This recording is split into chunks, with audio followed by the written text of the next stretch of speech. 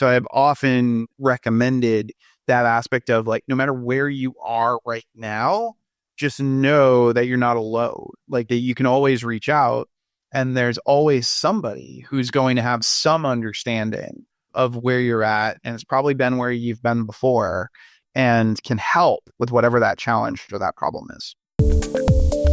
Step into the world of success with your brand amplified, the ultimate podcast designed to unravel the intricacies of thriving businesses. I'm your host, Annika Jackson, and I'm on a mission to uncover the stories, strategies, and secrets that have propelled entrepreneurs and business leaders to success. I'm very excited to have Michael Roderick. It's funny because we met through a mutual friend who I met through podcasting. But Michael, you are also a podcaster. When I went to your LinkedIn, we know so many of the same people. And you combine two things that I really love. I'm an educator. I teach grad school at USC. I used to be in theater and I've always loved theater. And I love public speaking, which is in itself a form of performance, and podcasting, of course. So I'm just really grateful to have you on the show today. Yeah, I'm grateful to be here. I'm very excited to get a chance to dig in and talk more. Yeah. You have a number of endeavors which have a commonality of helping people connect with the right people. And I think that's really beautiful. We need that in the world. And especially when we're so digital these days, I find that I'm able to make really great connections with people online, but so many people aren't. And when you have that hybrid experience or an in-person experience as well, it's so much more impactful. So before we get into everything that you're doing now, I want you to share the story of going from high school English teacher to Broadway producer and how that has, changed your world. Sure. I mean, the joke I often make is that I feel like I've lived about 17 different lives at this point, right? So I started out as a high school English teacher, and I went from being a high school English teacher to becoming a Broadway producer in under 2 years. And a lot of people were very curious as to how. And I was getting my master's in educational theater at NYU. And one of the things that I had learned about was the power of simulations and how even though people know they're acting in a simulated experience, they will still often do almost exactly what they would do in real life. So I started hosting workshops where I would simulate networking experiences. I'd actually have people act out things like one-on-one interviews, coffee dates, cocktail parties. And I started to notice a lot of patterns in terms of how people interacted. And patterns are usually the precursor for frameworks. So I started to develop all these relationship building frameworks and really got into that world. And as a result, I just had a lot of people starting to ask me, how do I get access to anyone? How do I connect to these hard to reach people? And it just became a fascination of mine to really start to think about what are the elements of access? How do we think about it? How do we think about ourselves, the messages that we put out there? And that just led down this whole rabbit hole of all of these different types of events that I ended up creating and work that I ended up doing on the consulting side in the thought leadership space and packaging and positioning of ideas. And it's just, it's been a wild, wild ride. Wow. Yeah. I can't even imagine. So you left the world of teaching high school behind. Yes. You still finished your master's? Yes, I did get my master's in educational theater. And there was a point sort of towards the end where there was kind of the idea of, do I go further and sort of do the PhD and, go into that world? And I feel like just in my life, it's always been this case of I sort of get to a particular point where I feel like I've learned a lot from this particular industry, and I just kind of want to bring it to another industry. And there's this element of thinking about, okay, you get to a certain point of understanding and then you say, okay, what could I do with this now? And what industries, I've often referred to it as being Prometheus, like what industries don't have this fire, and sort of where could you bring those ideas and those concepts? So that's what sort of sent me into this world of entrepreneurship. Yeah. Well, I love the way that you describe that. And I think it's something that many people find ourselves in the entrepreneurial space. This is what we do, right? We just follow these little strands of things. Or like, this is really cool. I've mastered this. I've helped people. But what's this other thing over here? We continue down that path. And that brings us to your multiple projects right now. You're the owner of Small Pond Entertainment. You're the co-host of Access to Anyone podcast. You are the founder of Relationship Adventure Day, which I really want you to speak about. And then also the founder of ConnectorCon. And then you also do other meetups to connect podcasters, guests and hosts together. Yes. Yeah. Yes, indeed. Amazing. Is there anything I left off that list? I'm sure there might be. No, I mean, I've done a lot of work within the thought leadership space, and I've done a lot of work within sort of packaging and positioning of ideas. But yeah, I think we've hit all of the events. I mean, I've put together a lot of different things over the years. Yeah.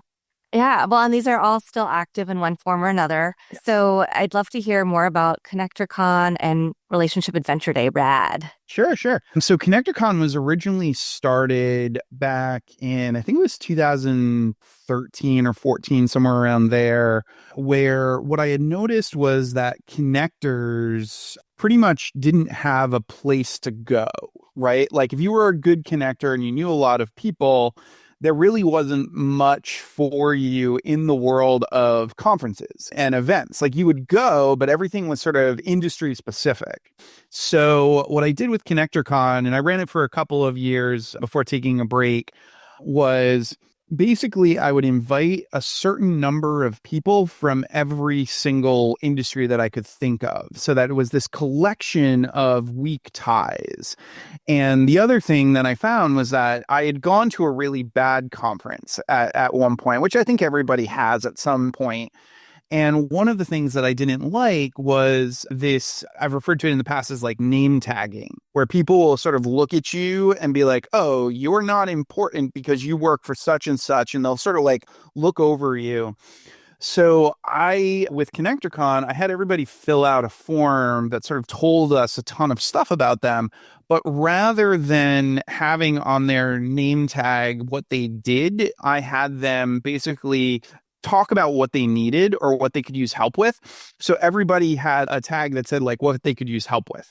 So like you would ask them about that. And you had no idea. You didn't know if you were talking to somebody who was going to be making a drink or some food later. You didn't know if you were talking to a higher up from a large company or a hedge fund. Like you had no idea. You just had to connect as people. And I just found that it was just a great experience to get rid of all of this sort of hierarchy, right? And this process. And I even had the people who spoke, we did a lot of panels and workshops and things like that. And I asked all of the speakers to commit to being there for the day as opposed to like speaking and then running out the door, which was also something that I was really kind of bothered by. So it was a blast. We had a lot of fun and I've had so many people ask me about it. I took a break from doing it for a number of years now, but I've had so many people asking me about it that I am likely going to do another version of it in the coming year.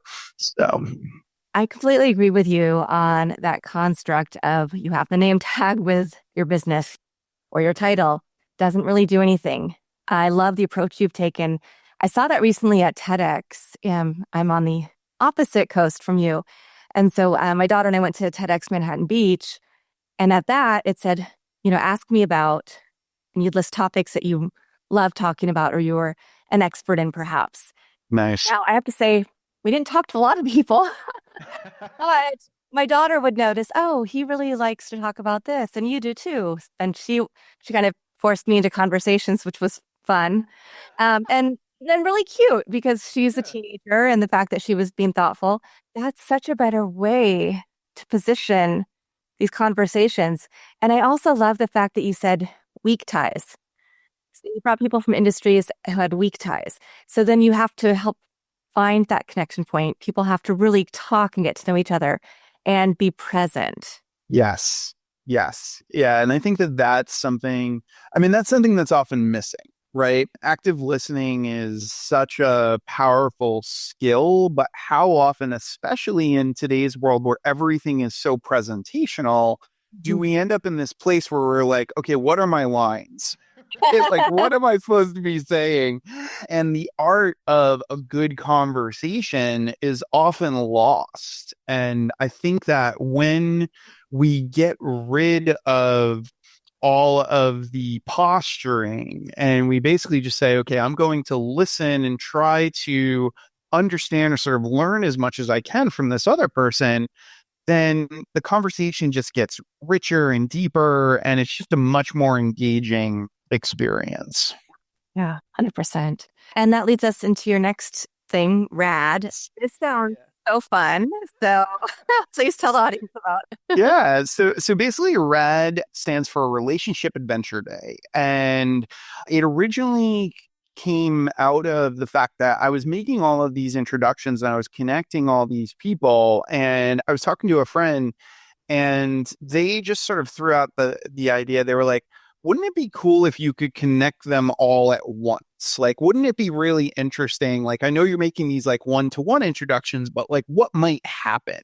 And so I came up with this idea where I put together this 4-part survey that basically asked questions about their professional life, their personal life, people they've always wanted to meet, places they've always wanted to go, challenges, like pretty much everything that you could think about to sort of give as much of a comprehensive view sort of on the person. And what I did was I basically looked at that, put it all into a spreadsheet, and then put everybody into teams based on interests, and then made the entire day a scavenger hunt all over New York City where everybody sort of worked in their teams to find the things on the scavenger hunt, but they also at periodic points would break away from their teams and go to a meeting with somebody that they had no idea they were meeting with, that I had sort of thought through as somebody who I thought it would be interesting for them to connect with, right? Or let's say somebody said they were looking for a job and they loved salsa dancing. I would end up putting them into a salsa dancing class with 3 or 4 people who could help them get that job. Oh, Right. so fun. Like that kind of thing. And it really was just, this element of how do I sort of read about these people and then figure out like what would be kind of the most interesting thing. And I did a virtual version of it last year. And I would have, people talk about like relatives or people in their life that were really important to them. So I would have those people randomly pop up in one of the Zoom rooms. And, it's just like, it's all about that aspect of surprise and delight, because I think that we don't take enough time to notice all the nuances and the details. And there's just so many opportunities to surprise people and connect them in all these sort of various ways if we listen for that and if we sort of gather that information. So that's what RAD has been. These are very time-intensive activities. There's so much thought and care you have to put into each of these connections. Yeah. How do you find the time, and are these monetized events? Yes. Okay. Yeah. I've done everything from completely unmonetized, where basically I've hosted like gatherings where basically I just had people fill out like, who are you looking to meet? And then I've just kind of put together ideas of people for them to meet, and they show up and they've got a cue card that tells you like, go and find this person.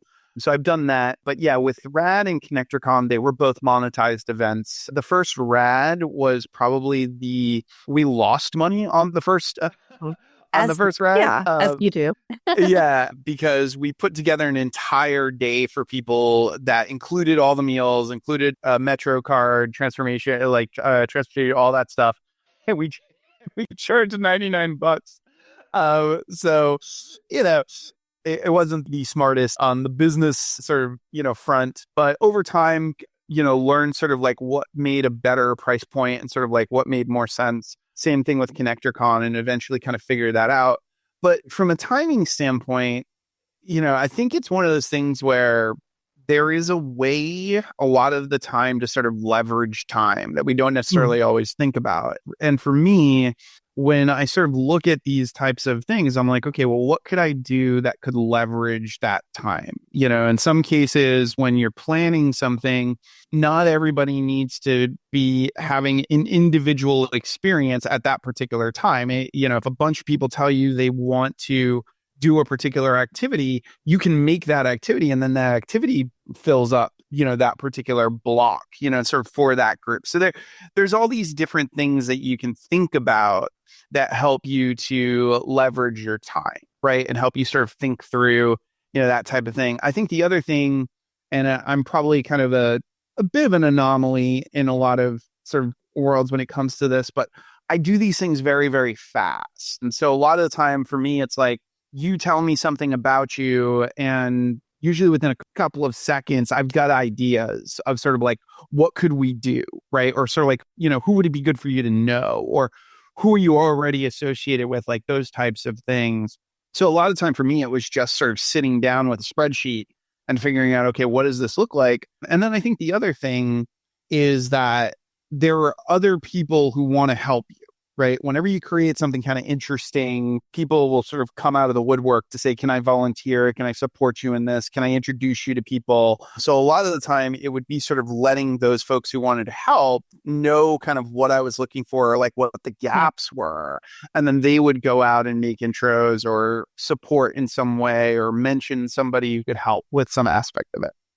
Yeah, that's fantastic. And I love, though, that you were like, I have this idea. Let me just put out my minimum viable product and see what happens.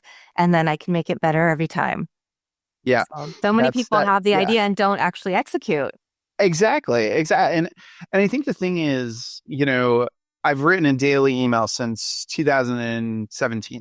And a lot of people ask me how I write every day. And my answer is the same every single time. And it's the answer that I give to pretty much anybody who's got a project that you're developing. And it's, I give myself permission to suck. Oh, So, there is no possibility of being consistent and brilliant. Like some things are going to work, some things are not. But it's the consistency that helps us sort of understand what does and doesn't work, right? So when you put something out into the market, like you have no idea. You have no idea how people are going to react or what they're going to buy or what they're going to be interested in. So why not, just put out that simple thing and accept the fact that it might not work at all, or it might be kind of awkward, or it might, et cetera. But no matter what, you're going to learn. Right. And I always sort of look at this as nothing that goes wrong is a failure. It's just new information. So then it's like, what do I do with that new information? Absolutely. 100%. I love that we're having this conversation because I'm like a yes to everything you're saying. I also love connecting people. I think I just need a little like assistant listening to everything I do so that it can remind me. Right. What is conversation? And you said you were going to introduce them to this person, this person, this person, because then I get another call and then time goes, all of that. So imagine you must be, very organized to be able to accomplish all that you're doing, which then takes us to the podcast, access to anyone. Now, when I think of the word access, a lot of times I think about accessibility in terms of, is it a platform that people, no matter if they're hearing impaired, sight impaired, can have access to the content. But we forget that access just also means these connections that you're curating and cultivating. Yeah. Yeah. The show originally started because I had a friend who basically came to me after a couple of introductions and said, you just know so many fascinating, interesting people. Why don't we interview them? Right.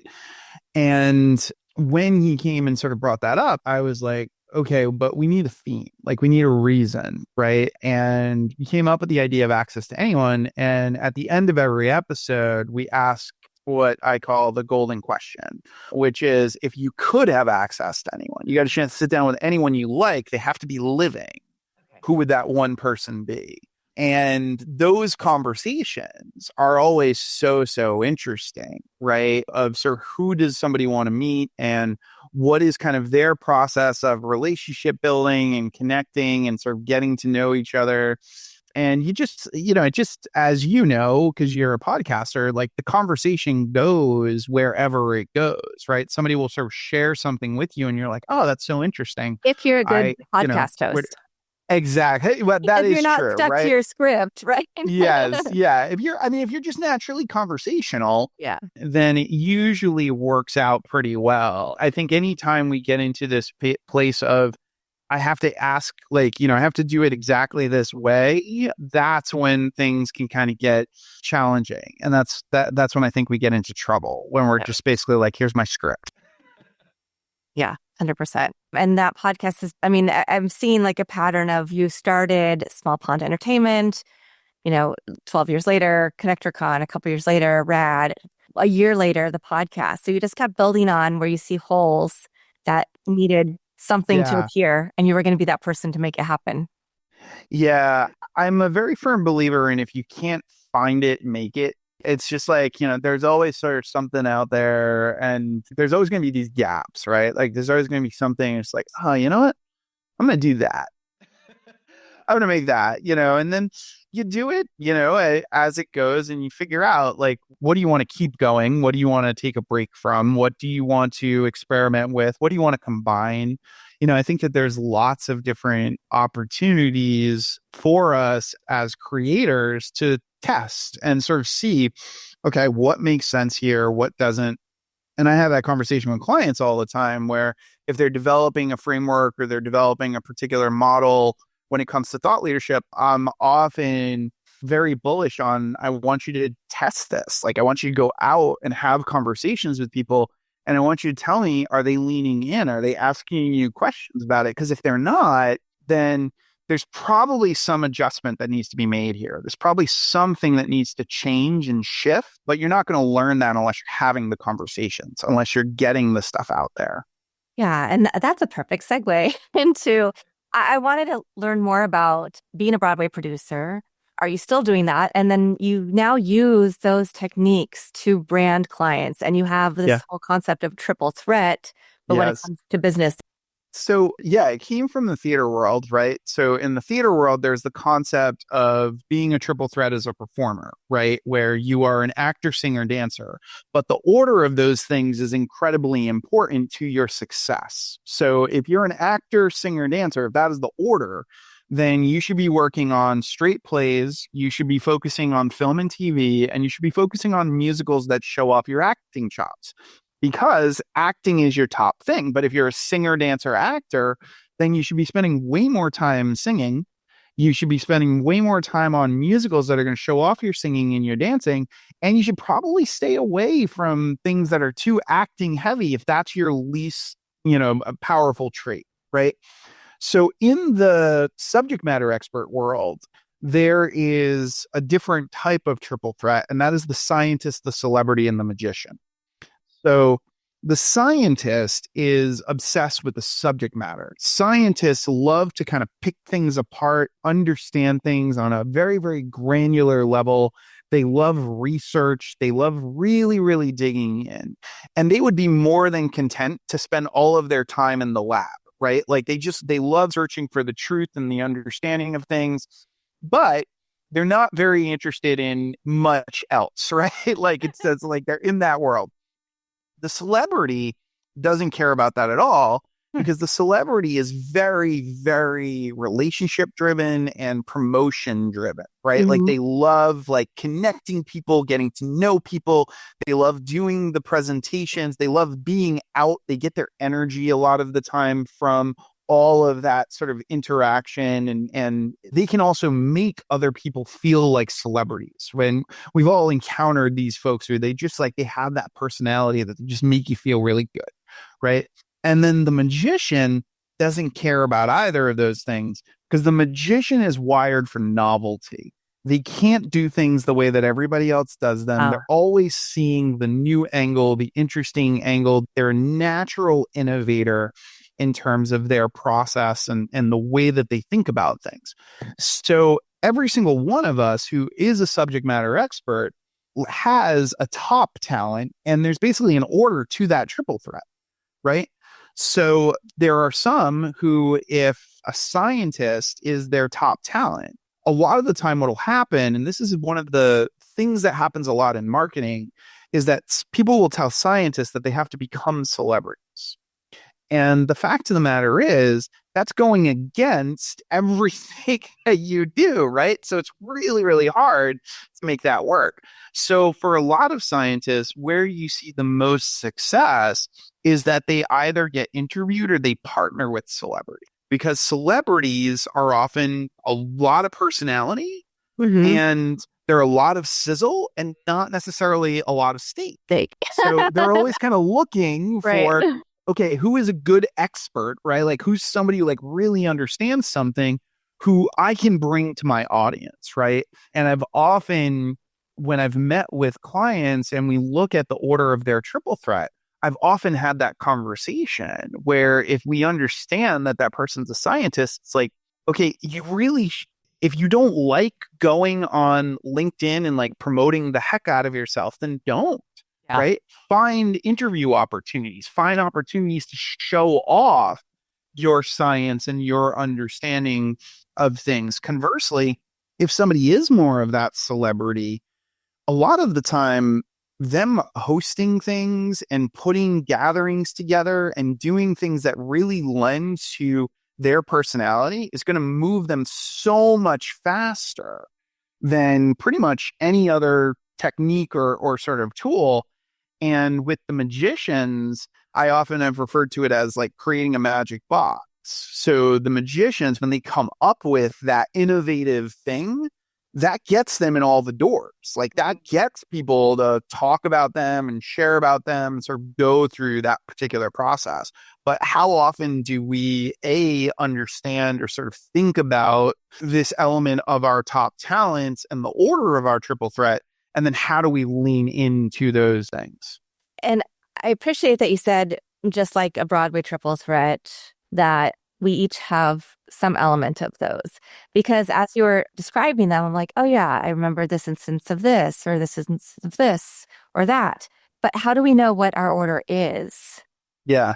So a lot of the time, you will notice that there is something that just comes so naturally to you that like you almost, if somebody says that it's valuable or somebody is willing to pay you for it, you're like, why?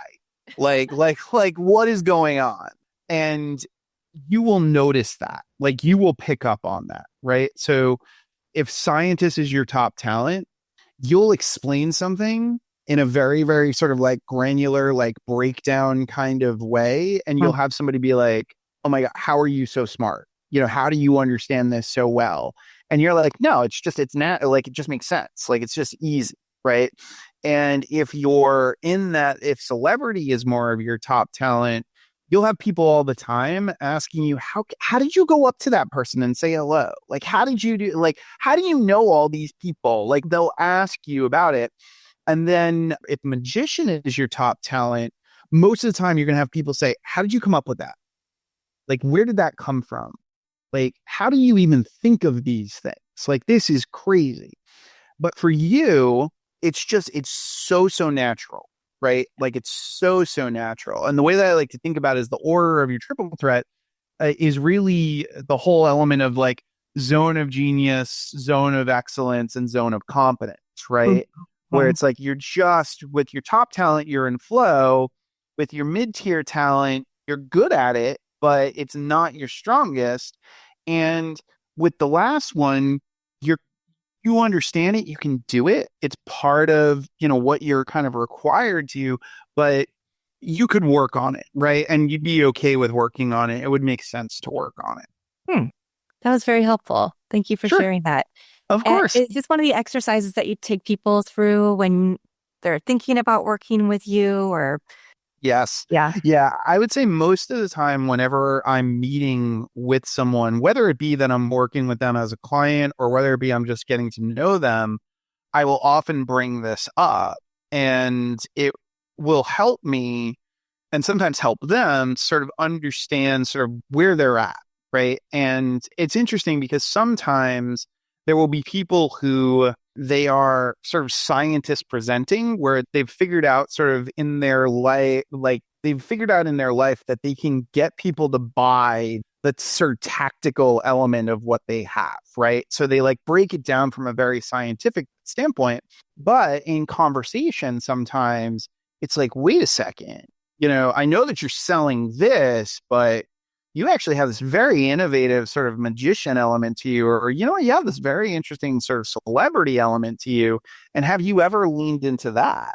Have you ever thought about that? And that can be really interesting too, to sort of see like where it goes. But with clients, a lot of the time it's looking at what that is. And I've often referred to it as pre-marketing, where it's like, that will help you understand sort of where you're positioned in the marketplace. And does it actually make sense for you to be doing the things that you're currently doing from a marketing standpoint? Because there are some folks, it just doesn't make sense for them to use the same tools or the same, models or tactics that everybody else is using.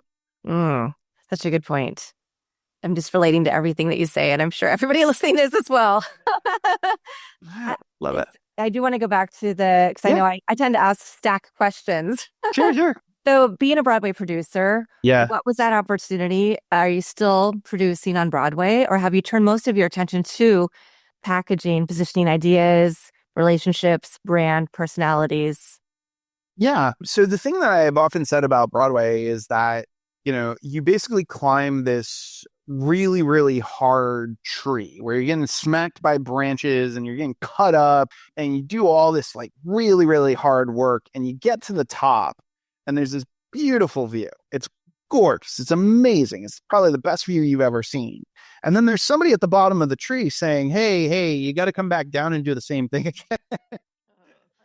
Because that's what raising money in essence is, right? And Broadway is about raising money. You're going and you're basically identifying properties and you're saying to somebody, I think this property's got a shot, right? Is in essence what you're doing. So it's got a selling component to it.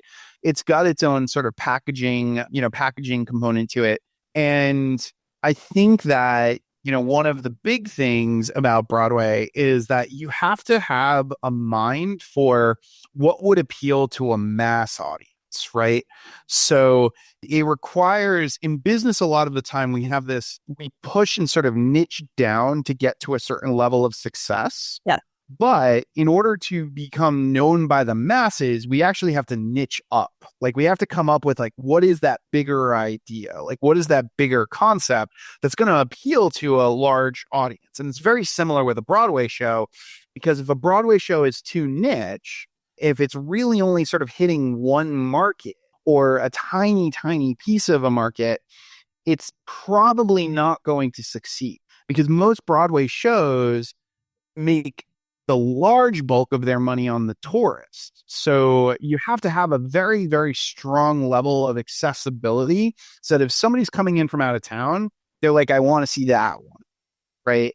I'm interested in that. My favorite story, it's actually interesting timing right now because Wicked is very popular right now because of the film. But my favorite story about Wicked is that as a Broadway show, it was one of the first Broadway shows to basically tap into a sleeper market of Broadway goers, because at the time that Wicked was coming out, if you look at all the other shows on the board, you had nothing that was actually for tweens.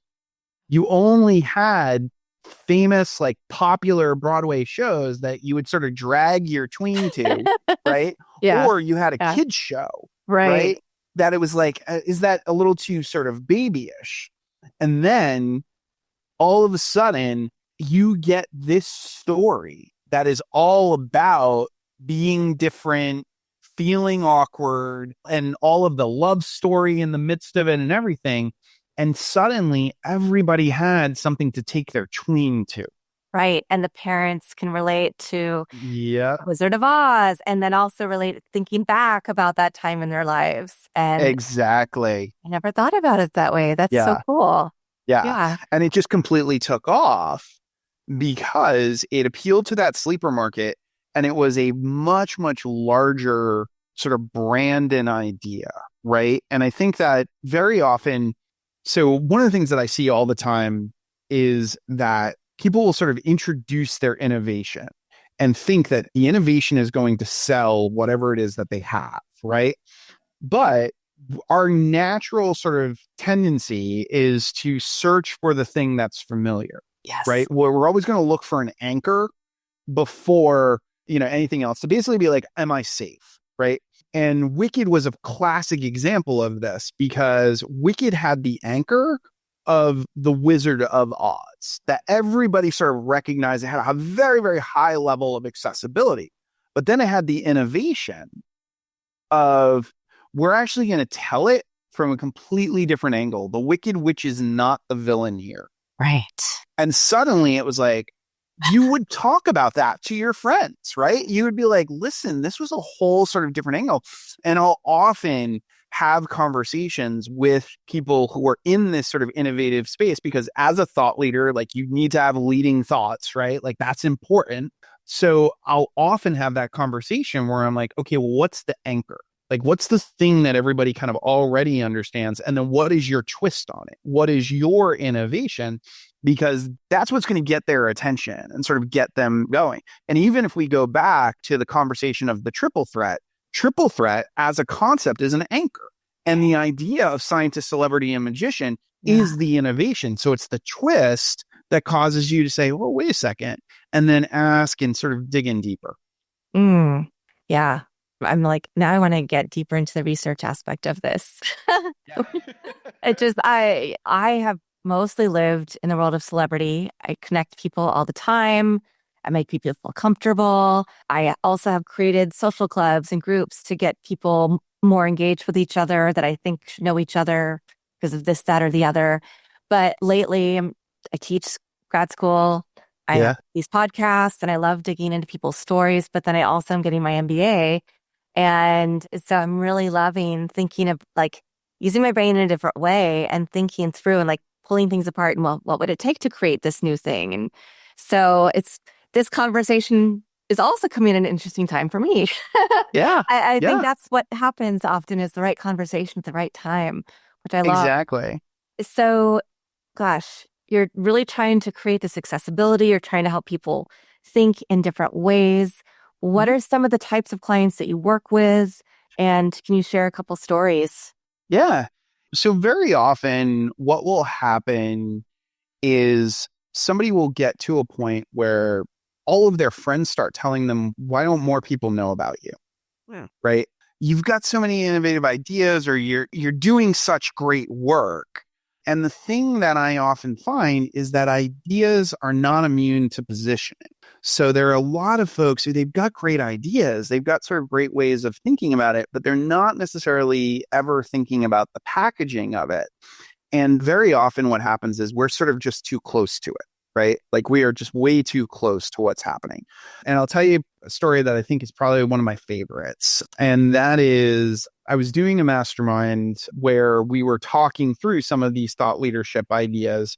And I had somebody in the mastermind and we were developing like, well, what is the big idea, right? Like, what's the big idea? And this woman, her name's Patty Block. She told what story to the group. And the story was about her mother. And the exercise was basically just like, let's work on sort of like telling a story from our past, like telling a story from our childhood and see kind of what sparks.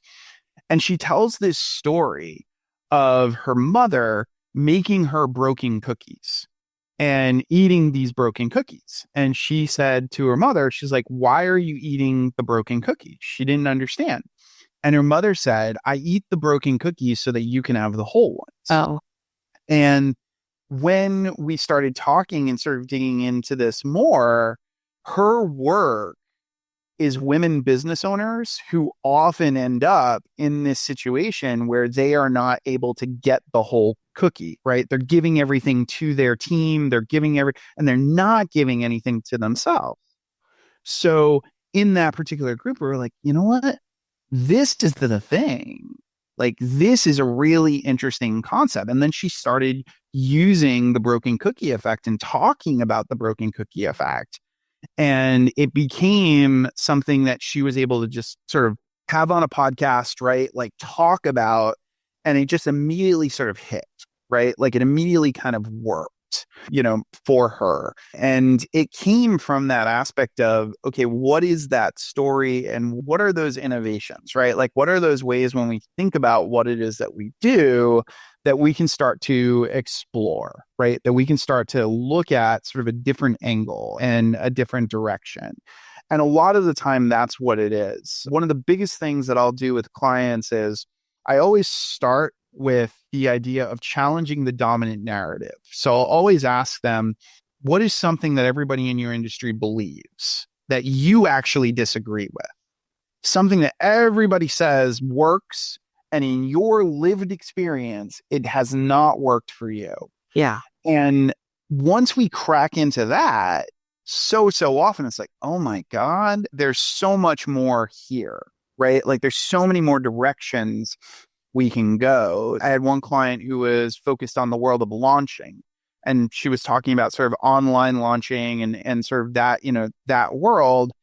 And as we dug deeper into what she was sharing, we realized like this isn't just about like the online world. This is about all these challenges that people have with starting things. And that's really what you're doing here. You're giving them these tools to be able to start. So this doesn't just apply to an online situation.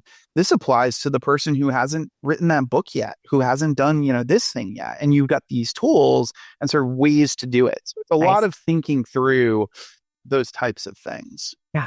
Yeah. That's so cool. I think we often need people to show us what we're missing, right? We have these ideas, we want to launch them, or we've launched them, but we know that there's something else we can be doing, a different angle, a different take, a different area of our expertise that we're not leaning into. So you are able to really pull these out of people in a very organic way. Yeah. And I've often referred to it as the gift of distance, right? Yeah. Most of us are so close to our stuff that we feel like we're looking at a bunch of pixels on a TV screen, and we need somebody behind us often to tell us what's on TV and to tell us if we need to change the channel or not. And that gift of distance is what somebody who's an impartial observer, somebody from the outside, has. I love this. I just want to sit and have a coffee with you and just talk to you all day. I love it. These are the best kind of conversations where I'm just inspired to keep learning more. And, I know that if I'm asking these questions, these are things that my audience is also asking and wanting to know about. And a lot of them are those small businesses and entrepreneurs who have had some success, but are looking at how do we get to the next phase? What are we missing, or what can we do differently? And what does that next phase even look like? So yes. Now, Michael, I know you have a tool, my referabilityrater.com. Yes. Yeah. So if you go to myreferabilityrater.com, it's a series of questions, and it takes you through the three main principles of referability, which are accessibility, influence, and memory. And it'll help you understand sort of how accessible you are, how potentially influential you are, and how easy it is for people to remember your stuff. And you'll get a score that'll help you sort of understand what that is and what the level of referability is. And anybody who takes the test, if you forward me your results, it'll come from my email, or if you respond to it, I'm more than happy to, based on what I read, tell you what I think the order of your triple threat is. Oh, yeah. That's a really great offer. Is this for somebody who already knows what their offer is, or because I know it's funny, sometimes I used to have a PR firm. I do, limited advice to people, but I still get a lot of people asking me for it. I'm like, I've actually switched gears over to this other thing. But, so can it also help you figure out how to make those transitions? Or I guess that would be the deeper work with you once. Yeah. But I also think that if you kind of understand the order of your triple threat, if you understand sort of where your things are referable or not, it also asks you about certain assets that you have. Yeah. And if you're able to look at those, you might say, you know what?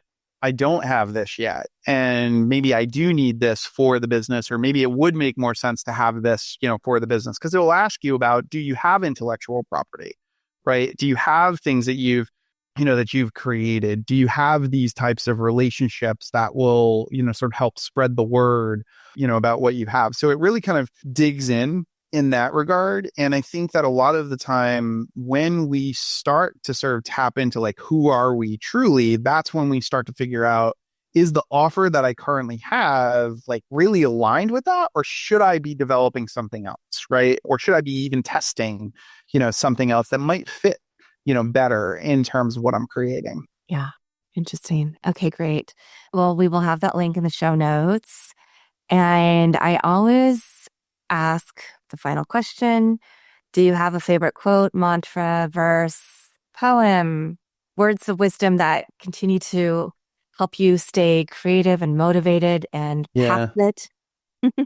I mean, there's so many, right? Like how many times do you're like, oh yeah, there's so many that are so, but the one that immediately pops into my head is the Zig Ziglar one. You can have anything in the world that you want if you help enough other people in the world get the things that they want, right? Like, I just love that idea. And I've said some sort of variation on this. So often what I like to say is that the keys to all the doors you need to open are in other people's pockets.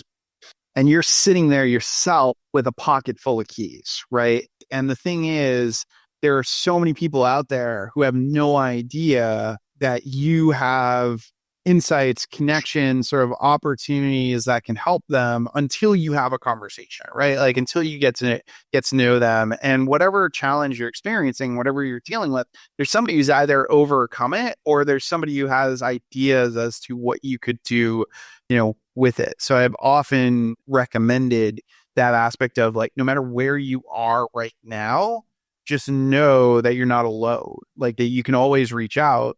And there's always somebody who's going to have some understanding of where you're at. And it's probably been where you've been before and can help with whatever that challenge or that problem is. Beautiful. So what we're hearing is a big theme around accessibility, connection. So for those who are listening, reach out to Michael, find out about the ways he can help connect you to the right people. And also don't be afraid to take that leap. Reach out to that person on LinkedIn who you've been following, who you've been scared to message, to get advice from. Reach out to that person on any social media platform. Reach out to me. We're all here to help. And I really love the quotes that you shared, Michael. So thank you. Thank you for being on the podcast. Thanks for having me. This was an absolute blast and a fantastic conversation. I'm so glad. I feel the same way. So I'm glad that you feel that. And thank you to everybody who's watching this episode or listening to it on your favorite listening platform. I'll be back again with another amazing guest to share their journey, their story, and some tips and tricks to help make your life and your world of work a little bit better every single day. Thanks for listening or watching to this episode of Your Brand Amplified. Don't forget to leave us a rating or review on your favorite podcast listening platform. And if you want to learn more, check us out at yourbrandamplified.com.